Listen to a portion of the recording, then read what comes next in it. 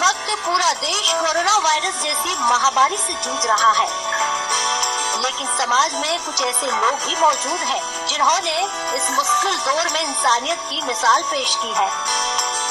आज हम आपको ऐसे ही 3 लोगों से रूबरू करवाएंगे जो कोरोना संकट में रियल हीरो बनकर उभरे हैं। समाज सेवी धर्मेंद्र और नैना राम ने कई मरीजों का मुफ्त में इलाज करवाया, अनेक भूखे लोगों को खाना खिलाया, जिनके पास कपड़े नहीं थे उनको कपड़ों का वितरण भी करवाया। कोरोना वायरस को लेकर लोगों में जागरूकता फैलाई। दोनों समाज सेवकों ने प्रण लिया कि इनके क्षेत्र में कोई गरीब नहीं रहेगा, कोई भूखा नहीं सोएगा। रक्त के अभाव को दूर करने के लिए ब्लड यूनिट भी खोला। ऐसे ही एक अन्य हीरो है बीजेपी युवा मोर्चा के जिलाध्यक्ष सोहन सिंह भायल, जिन्होंने 1000 से ज्यादा युवाओं की चेन बनाई और महिलाओं के प्रति हो रहे अत्याचार के खिलाफ अपनी आवाज बुलंद की। जो लड़कियां स्कूल नहीं जाती हैं, उनको शिक्षा का महत्व समझाया और स्कूल भेजने के लिए प्रेरित किया। इतना ही नहीं, हर बेटी को आगे बढ़ाने के लिए एक मुहिम चलाई। लगातार बेटियों के साथ हो रहे अत्याचार को कम करने के लिए काम किया। कोरोना काल जैसे संकट के दौरान इन लोगों ने इंसानियत कायम रखी और समाज को अच्छा और बेहतर बनाने के लिए प्रेरित किया। नमस्कार, स्वागत है आपका। मैं हूं आपके साथ राधिका चौधरी।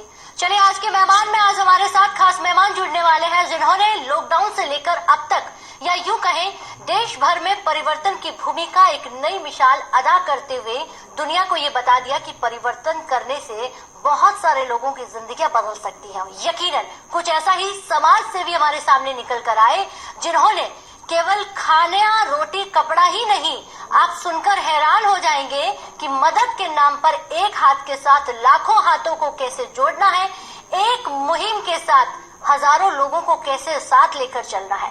लाखों करोड़ों लोगों की मदद करने वाले आज हमारे साथ समाज सेवी रहेंगे। बहुत बहुत स्वागत है। नैना राम जी हमारे साथ जुड़ गए हैं, समाज सेवी जो हमारे साथ जुड़े हुए रहेंगे, और साथ ही साथ आपको बता दें सोहन लाल जी भी रहेंगे। बहुत बहुत स्वागत है सोहन लाल जी का भी जो हमारे साथ जुड़ेंगे। तो सीधा हम आज अपने मेहमानों से बात करेंगे और उनसे आज ये जानने की कोशिश करेंगे कि आत्मनिर्भर बनाने की जो बात सामने निकल कर आ रही है, युवाओं को, महिलाओं को, और या यूं कहें बेटियों को आत्मनिर्भर बनाने की भी बात कही है। नैना राम जी, पहले तो आप बताएंगे कि क्या कुछ आपने जो काम किया है। और मैं एक मेहमान का और स्वागत करना चाहूंगी, धर्मेंद्र देव भी हमारे साथ जुड़ गए हैं। धर्मेंद्र जी, पहला सवाल आप ही से होगा। बहुत स्वागत है। समाज में एक अलग मिसाल रखते हुए लोगों को जगाने का जो काम किया है उसके बारे में थोड़ा सा बताइएगा। जी, मैं लॉकडाउन से कार्यरत हूँ मैडम। शुरू से ही मैंने ये सेवा कार्य शुरू से ही सीखा हुआ है और मेरे परिवार में भी ये सब चलता आया है। तो लॉकडाउन में भी हम सेवा कार्य करते, 700-800 पैकेट लगभग यहीं पे बनाते और गरीब बस्तियों में बांटने जाते थे।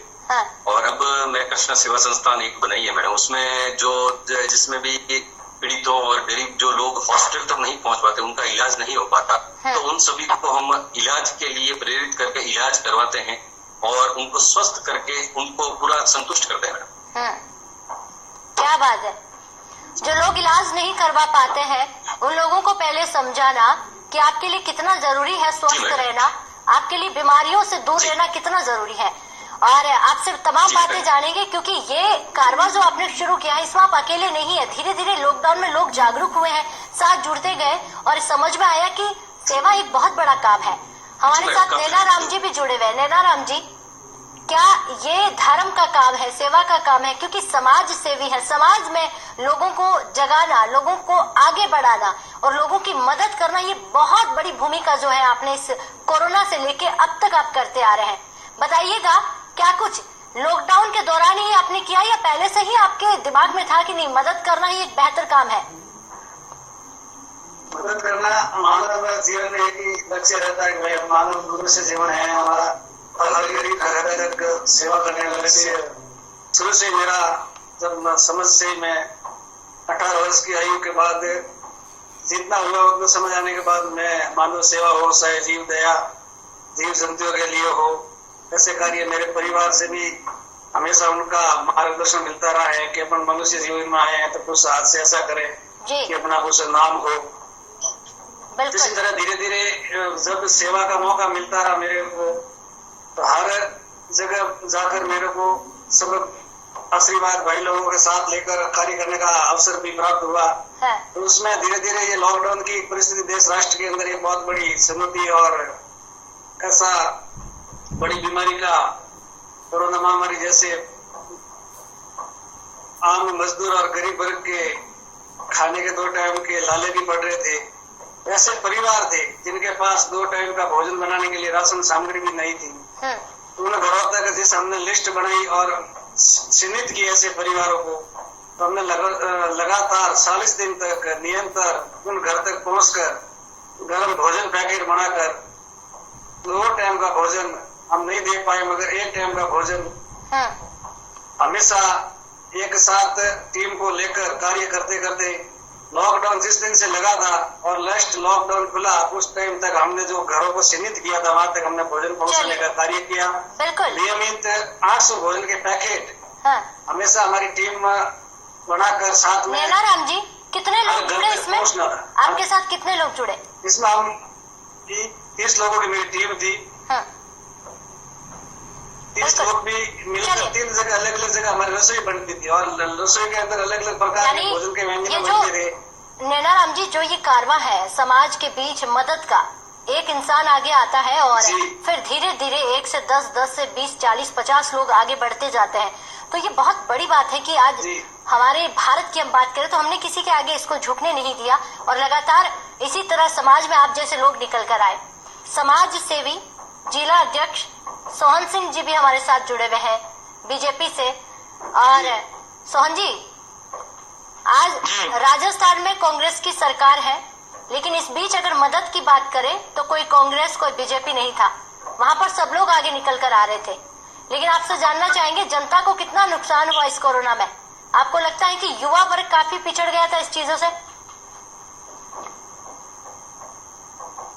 मैडम, जनता के मामले में अगर बात करें तो हमारे इस बाड़मेर क्षेत्र और बालोतरा के क्षेत्र में हम 36 कौम के युवाओं ने मिलकर इस देश के लिए और आम आदमी के लिए जैसी हमसे व्यवस्था बन पड़ी हमने करने की कोशिश की और हमारे क्षेत्र में एक भी व्यक्ति भूखा नहीं सोए। हमने सिवाना बालोतरा में पूरा हमारा प्रयास रहा और एक भी व्यक्ति को हमने भूखा नहीं सोने दिया। चाहे अनाज की व्यवस्था हो, चाहे गर्म खाने की व्यवस्था हो, ठीक है। समाज सेवी संगठन सब मिलकर और युवाओं का साथ लेकर हमने ये कोरोना के अंदर लोगों की मदद की और सब लोग हमारे साथ जुड़ते रहे। जी, समाज सेवी है आप लोग और सवाल बहुत बड़ा हो जाता है ये जानना सोनलाल जी की समाज में आज बेटियां सुरक्षित नहीं है।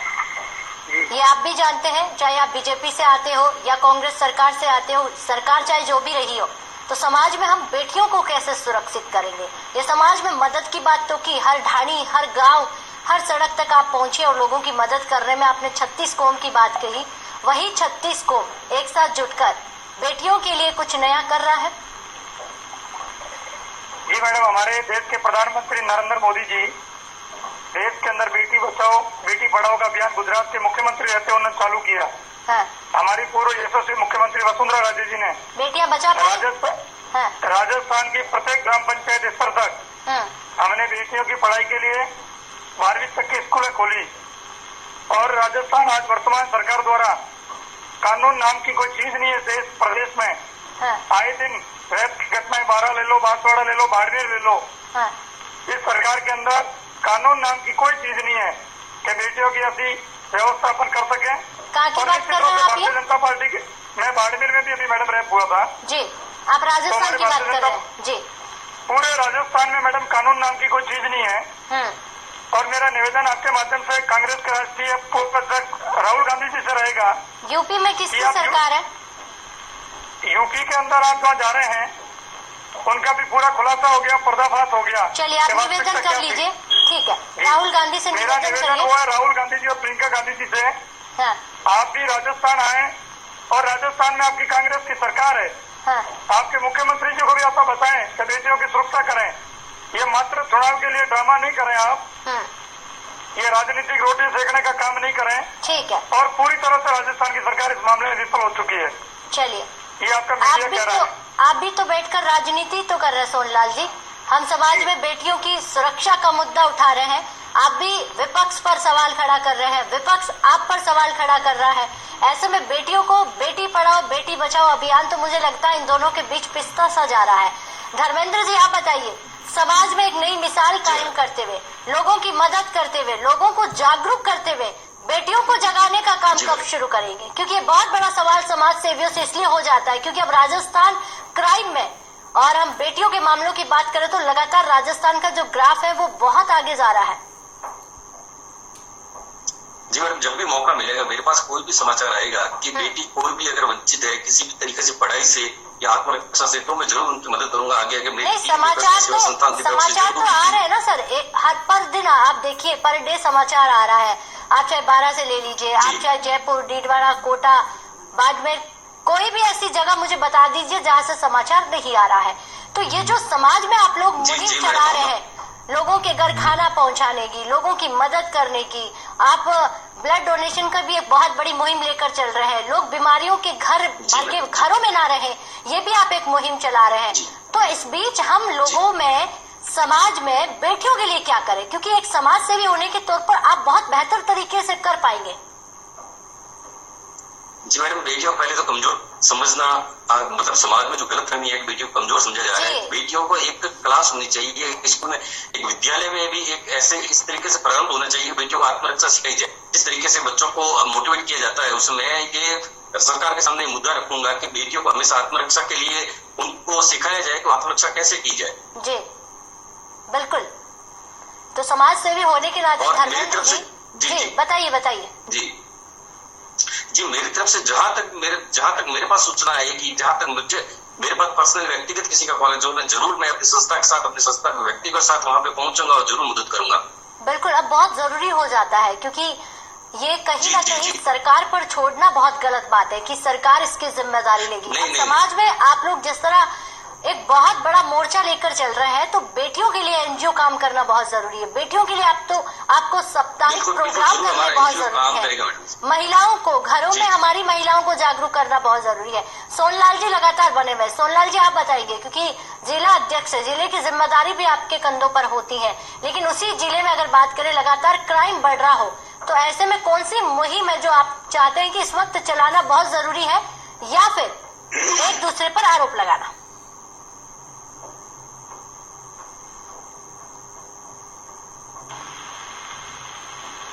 सोनलाल जी आप सुन पा रहे हैं?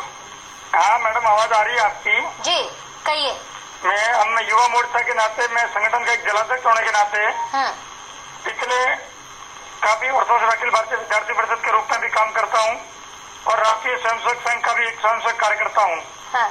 हमने गाँवों में, निश्चित रूप से स्कूलों में, समाज में जागृति लाने का काम कर रहे हैं। अपनी बेटियों को आप आत्मनिर्भर बनाए, मजबूत बनाए और अपनी सुरक्षा के लिए पेरेंट्स की भी जिम्मेदारी है और समाज में रहने वाले लोगों की भी जिम्मेदारी है। उन बेटियों को ऐसा मजबूत करें और जो कानून की लड़ाई है मैडम, उसको भी हम युवा के नाते तरीके से लड़ेंगे और जागृति लाएंगे समाज में, और हमारी बेटियां मजबूत होगी, आगे बढ़ेगी। मैं भी एक बेटी का बाप हूँ, मेरी भी 7 साल की बेटी है। तो निश्चित रूप से बेटियों के लिए हमेशा, और इस राष्ट्र के लिए, इस राष्ट्र में बेटियों की भूमिका आगे कैसे बढ़े, उसके लिए निरंतर प्रयास करते रहेंगे। बिल्कुल।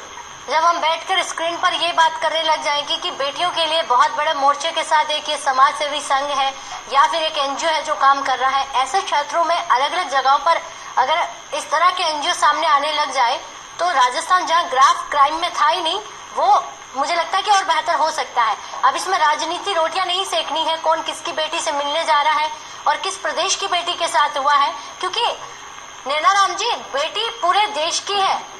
तो समाज में इतना बड़ा काम करने के साथ क्या समाज की महिलाओं को हम जागरूक कर पाए हैं?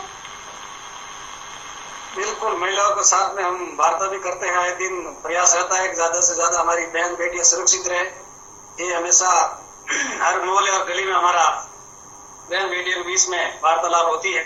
कई दिन ऐसे घटनाएं रेप ये बढ़ रहे हैं। इस रेप के और घटनाओं के साथ में जब ये अखबार में और टीवी पे, ये सोशल मीडिया पे चलते हैं, तो सबके रोंगटे खड़े होने बिल्कुल जिन्हें बात इस बेटियों की सुरक्षा के लिए जगह जगह निरंतर हर घर मोहल्ले के आगे हम सीसीटीवी कैमरे भी लगवा रहे हैं। शहर के अंदर जितना हो उतना प्रयास हम हर मोर्चे और कार्यकर्ताओं के बीच में टीम लेकर जगह जगह जरूरत पड़ती है वहां पर खड़े रहकर हर मोर्चा को संभालते हैं। और राष्ट्रीय स्वयं सेविका संघ के निरंतर प्रयास जारी है, उनको बहन बेटियों को हर तरह से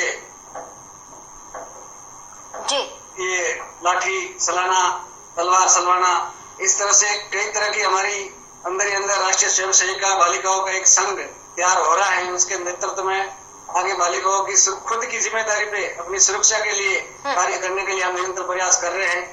यही बेटियों के लिए हम आगे भी कार्य करते रहेंगे। बेटियों को भाला चलाना, तलवार चलाना और लाठी चलाना सिखाना बहुत जरूरी है। सोन जी, ऐसे में आपको लगता है कि हम अब बेटी को झाड़ू हाथ में नहीं दें, बेटे को भी दे और बेटी को भी सिखाए, दोनों को अगर हम बराबर करने लग जाए तो आपको लगता है कि बदलाव भूमिका है ये? क्योंकि आज नाम भी प्रोग्राम का यही है, परिवर्तन ही एक बड़ी भूमिका है, सामने निकल कर आएगी और ये परिवर्तन आप लोगों को ही लेकर आना है, क्योंकि समाज में आप इतना बड़ा काम कर रहे हैं, उसी समाज को हमें जगाना है। बिल्कुल। सोन जी, आप सुन पा रहे हैं? दीजिए जवाब। दीवाना विधानसभा के मैं छोटे से गांव पर्वत नगर से आता हूं मैडम। हाँ। उसी गांव के अंदर मेरे आज जो स्कूल में 5 स्कूल है गांव की, उसमें लड़कों से 150 लड़कियां ज्यादा एडमिशन है।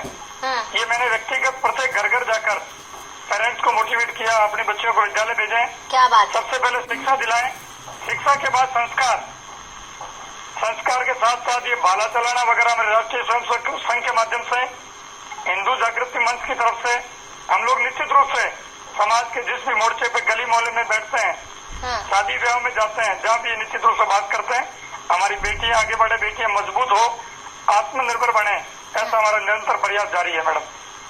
सोन जी, जहाँ बेटियां स्कूल नहीं जाती हैं, उन्हीं परिवारों को ये समझाना कि आप अपनी बेटियों को पढ़ाने के लिए भेजिए, लेकिन आप सबसे बड़ी भूमिका, क्योंकि मुझे आपसे इसलिए जानना है क्योंकि जिस भूमिका आप अदा कर रहे हैं एक जिले में, एक जगह पर, कौन जिम्मेदार होता है इसमें? सबसे बड़ी भूमिका किसकी, सरकार की हो जाती है या परिवार की हो जाती है?